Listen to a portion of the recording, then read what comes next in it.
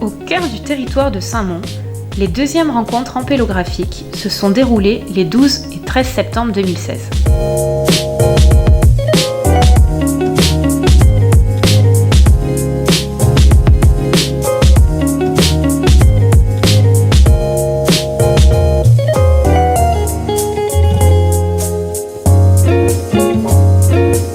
Une poignée de vignerons a dit « Sauvons notre identité, exploitons sérieusement nos appellations, et en particulier l'appellation d'origine simple Saint-Mond, qui rassemblait les trois coopératives, les enseignants et Saint-Mond. Et donc pour la première fois, c'est pas un village, c'est pas un politique, c'est un produit qui rassemblait des coopératives.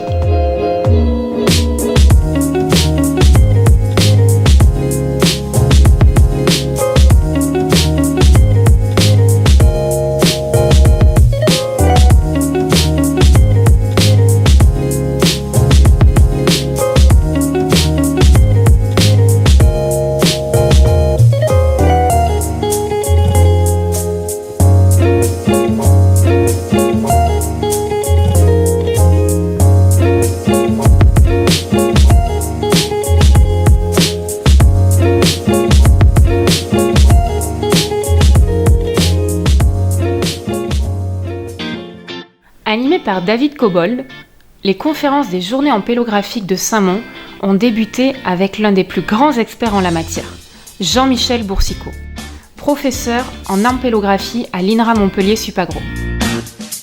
Prenant de la hauteur sur la richesse ampélographique du Piémont pyrénéen, il a proposé une définition de la biodiversité ainsi que des indicateurs pour la caractériser. Une loi datant de cet été met ce sujet au cœur des préoccupations de notre société.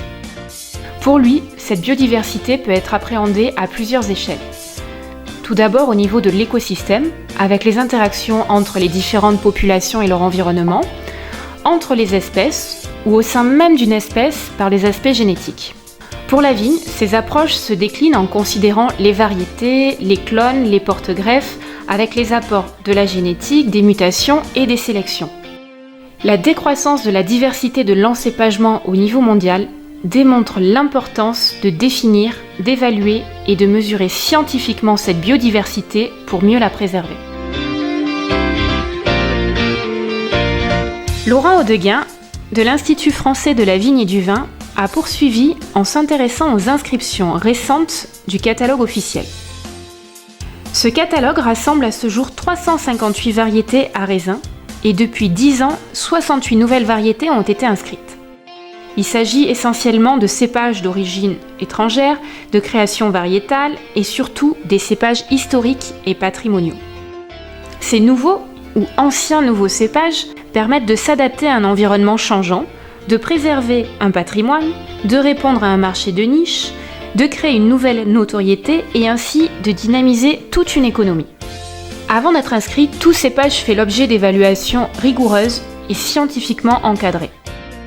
Pour les cépages patrimoniaux, l'engouement semble être international et de nouvelles inscriptions sont en cours, notamment des variétés retrouvées sur l'appellation Saint-Mond, une véritable opportunité pour les vignerons. Thierry Lacombe, de l'INRA Montpellier-Supagro, s'est attaché à la diffusion des cépages du Sud-Ouest. Parmi les 6000 variétés recensées à travers le monde, plus du quart sont originaires du Piémont pyrénéen. Certaines occupent aujourd'hui les premières places au rang mondial, tels le Cabernet Sauvignon, le Merlot, le Sauvignon blanc, le Cabernet Franc, le Sémillon, le Petit Verdot ou le Tannat. Deux phénomènes sont à l'origine de cette diffusion. Une acclimatation naturelle de ces cépages à la région d'accueil, ou parce qu'ils sont les géniteurs de nouveaux cépages nés dans des contrées lointaines. 33 de ces cépages ont voyagé avant tout vers l'Amérique du Sud, mais également vers la Californie, l'Afrique du Sud, l'Australie, la Nouvelle-Zélande et même la Chine ou le Japon. Les cépages du Sud-Ouest ont ainsi apporté une contribution majeure au vignoble mondial, puisqu'ils représentent presque 20% de l'encépagement. Enfin, Olivier Llobrega de l'IFV a fait l'état des lieux des recherches sur le patrimoine ampélographique de Saint-Mont. Les premiers repérages ont été lancés dans les années 70. Ils ont permis de mettre en place des conservatoires, dont l'un d'entre eux rassemble 37 cépages différents, dont 12 inconnus et une lambrusque véritable. Le comportement viticole de ces cépages est observé et des microvinifications sont effectuées chaque année pour apprécier le potentiel viticole et œnologique. L'un des premiers résultats est la réintroduction du mansin noir. À partir d'un pied retrouvé dans une vieille parcelle, 20 pieds ont été introduits au conservatoire et la première parcelle a été mise en place en 2012 pour donner une cuvée actuellement commercialisée. En 2015, 9 nouveaux cépages ont été plantés sur une nouvelle parcelle expérimentale. Ce nouvel outil permettra d'apprécier ces cépages pour valoriser les plus prometteurs. Les équipes techniques de Saint-Mont poursuivent le travail de prospection et d'étude du matériel végétal autochtone en collaboration avec les scientifiques dans l'objectif de relancer la production des cépages adaptés aux attentes d'aujourd'hui. Suite aux interventions des experts, 2 régions ont été conviées pour exposer leurs travaux. Les actions du Centre d'ampélographie alpine Pierre Gallet ont été présentées par Nicolas Gonin. Cette association s'affaire à la prospection et à la conservation des cépages alpins. Son dynamisme a permis de remettre en route plusieurs cépages oubliés, tels le Bia, le Durésa ou l'Onchette.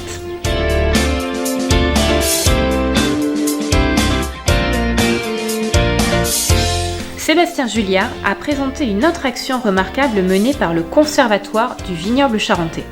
En effet, la Charente ne se résume pas à l'Uni-Blanc. Des collections ampélographiques rassemblent les cépages historiquement utilisés. Elles sont régulièrement alimentées par les nouvelles découvertes réalisées au cours des prospections. Ces travaux ont redonné naissance à des cépages oubliés comme le Chauchet gris et d'autres variétés devraient être remises en culture très prochainement.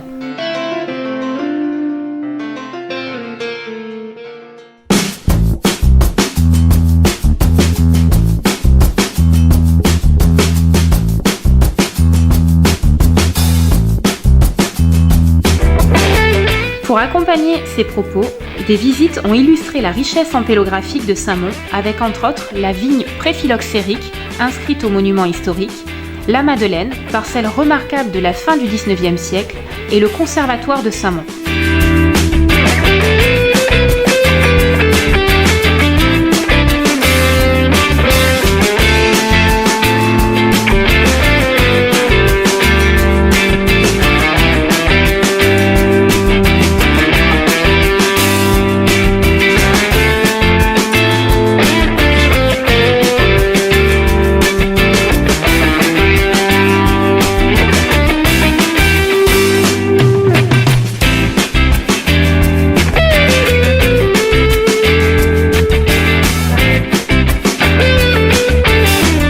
Des dégustations de microvinification et des appellations voisines, Madiran, Pachoring du Vic-Bilh, Côte de Gascogne, ont démontré le potentiel de ces cépages autochtones.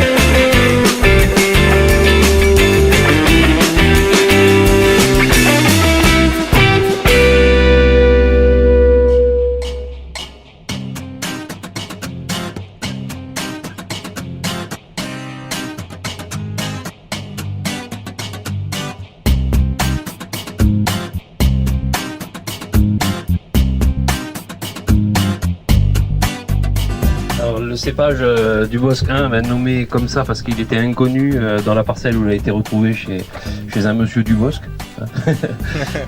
Donc c'est un des nombreux cépages femelles. de la collection, donc on en a parlé un petit peu hier, on s'interroge sur la proportion de cépages femelles. Alors, il y a beaucoup dans ces vieilles vignes, hein, il y a une proportion qui est nettement supérieure à ce qu'on peut trouver ailleurs dans les anciennes vignes. Hein. Donc ce du Bosquin est très, très intéressant. Vous pouvez aller voir que par rapport aux grappes, c'est des très très jolies grappes avec des petits grains, des grappes serrées. Alors parfois il y a des grappes ailées, voilà, qui sont très, très caractéristiques. Pigné, c'est assez joli, très très coloré à maturité, il est vraiment très noir. C'est vrai que les premières vinifications avaient montré un potentiel sur cette variété, un bon potentiel polyphénolique, une grande rondeur, des tanins très très ronds, qui fait que c'est une des variétés qui a été retenue dans la parcelle d'évaluation plus grande, hein, qui a été plantée en 2005.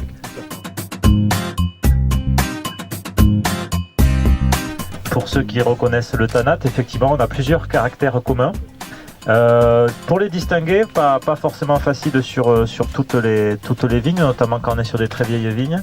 Mais là, en conservatoire, on voit quelques différences, notamment la feuille qui est plus arrondie. Vous voyez, si vous prenez les feuilles adultes, on a des feuilles plus arrondies. Alors que sur le tanat, même si ça peut être variable, on a des feuilles plus pentagonales, plus avec la langue, la barbe qui est... C'est ce lobe central qui est un petit peu plus long.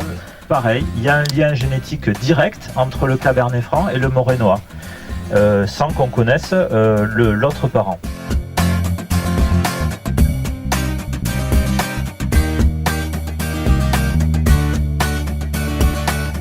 D'essayer d'exploiter la diversité naturelle qu'offrent les cépages. Voilà la mission essentielle. Alors certains cépages, vous voyez le Cabernet Franc qui a généré pas mal d'individus, c'est un très vieux cépage, donc de manière assez logique, on retrouve dans les vieilles parcelles une grande diversité.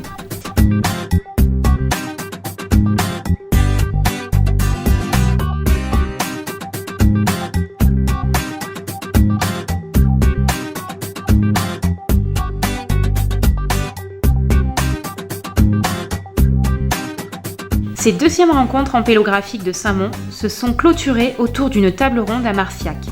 Elle a rassemblé des acteurs de toute la filière et ouvert le débat sur les perspectives pour nos cépages patrimoniaux.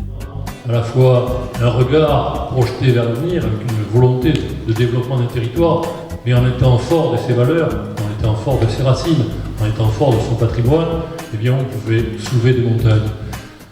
Sélectionner des vieux cépages, les retrouver, ça c'est tout à fait essentiel, mais à un moment, si on veut valoriser tout ça, eh ben, il faut passer par des étapes. Alors, pour pouvoir planter des vignes et faire du vin, il faut aussi que les variétés soient le classement. Alors, pendant longtemps, on a géré le classement dans le catalogue, c'était très pratique, donc tout ça, ça se faisait, donc pour les utilisateurs, hein, c'était la même chose. La réglementation a évolué. Le classement, c'est une base communautaire qui a été révisée en 2008. On a adapté au niveau national cette réglementation communautaire très récemment, en 2015 et 2016. Donc aujourd'hui, depuis le mai 2016, on a un texte qui nous dit comment on fait pour gérer le classement et comment on fait pour intégrer les variétés de vignes au classement. Donc ça, c'est quand même intéressant parce que ça veut dire que la majorité de ce qu'on inscrit au catalogue aujourd'hui, ce sont des variétés anciennes. C'est tout à fait particulier. Un signe qui a été reconnu de par les caractéristiques particulières du produit. C'est un signe qui appartient à l'ensemble des opérateurs qui sont regroupés dans une structure qui est reconnue par l'INAO, par les pouvoirs publics. Et donc, après, c'est à charge de cet ODG de faire évoluer son cahier des charges. On a une perpétuelle évolution de ces cahiers des charges pour tout un tas de raisons sur des zones. En général, c'est à la marge, mais on peut avoir des évolutions sur les conditions de production. C'est vrai que dans le cadre des AOC, nous nous inquiétons un tout petit peu, nous avons fait un choix qui est draconien, de ne pas accepter une réponse qui serait de dire, écoutez, une fois que l'étape catalogue est passée, eh bien, vous avez le droit de produire en vin de France, en vin sans IG, parce que notre philosophie, ce à quoi nous croyons, les réussites que nous avons eues sur les marchés ont démontré qu'elles dépendaient extrêmement de notre capacité à nous identifier à notre territoire, à notre terroir, à ce qui constitue un certain nombre de nos valeurs. Et donc, forcément, toutes les réflexions que nous menons sont dans ce cadre de l'appellation d'origine contrôlée. Effectivement, lorsqu'on s'intéresse à la vigne, c'est pas des radis. Donc forcément, ça prend du temps. Et aujourd'hui, on va appuyer sur un bouton et avoir l'écran qui se charge sur le portable. Et ça, donc, c'est pas tout à fait, c'est pas possible avec la vigne. Et donc, nécessairement, ça va prendre du temps. Alors, ce qu'il faut pas qu'il y ait des procédures administratives qui rallongent déjà le temps du cycle naturel de la vigne. Il faut l'accompagner, mais il faut prendre son temps. C'est un peu comme la justice. Il faut pas rendre justice à chaud. Voilà. Il y a la notion de slow food. On pourrait développer la notion de slow wine. Sur lesquels nous avons planché pendant 2 jours, qui sont menés également dans d'autres régions, vont contribuer au contraire à continuer à ouvrir le spectre du goût qu'on peut donner à nos vins et de la particularité qu'on cherche à donner, de cette différenciation qu'on veut donner à nos vins produits ici dans notre sud-ouest